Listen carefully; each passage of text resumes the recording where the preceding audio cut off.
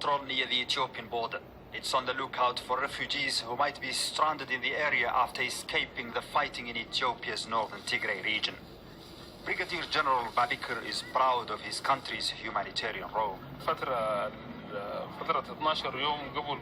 the first 12 days before aid agencies arrived, the people of Gadaref were the first to offer food, blankets, shelter and comfort to the refugees. The Sudanese armed forces organized transportation for thousands of civilians and brought them to Hashaba camps.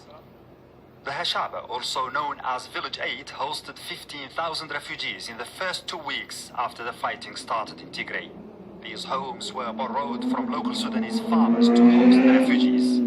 Sudanese aid agencies prepared food in the camps. Daf'Allah Omar is one of so many Sudanese in the Hashaba village who shared their small homes and modest meals with the refugees. We look at Ethiopians as part of our family, our neighbors and friends. We have historic ties with them. So when the war broke out, we went out into the streets and open fields looking for those who came here fleeing the fighting.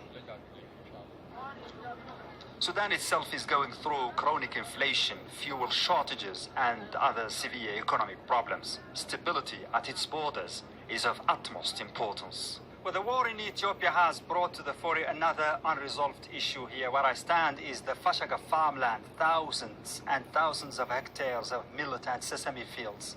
And this land is actually disputed between Ethiopia and Sudan. Al-Fashaga Triangle, where most of the refugees are staying, covers an area of about 250 square kilometers, and it has about 600,000 acres of fertile land. Sudan says it's an integral part of its territory because it lies west of the line drawn by colonial Britain. But Ethiopia maintains an army presence here, and Ethiopian farmers exploit good parts of land. A joint committee has been trying for years with little success to finalize a border demarcation. Pointing to it across the adjacent Atbara River, this Sudanese farmer is unequivocal.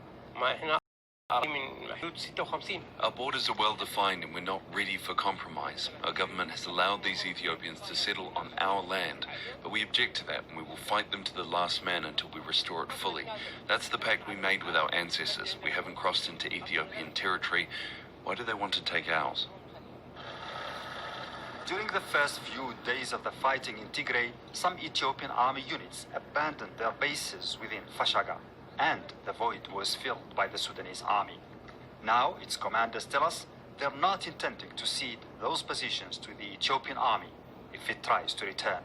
Mohammed Fal, Al Jazeera, Fashaga Triangle, Sudanese-Ethiopian border.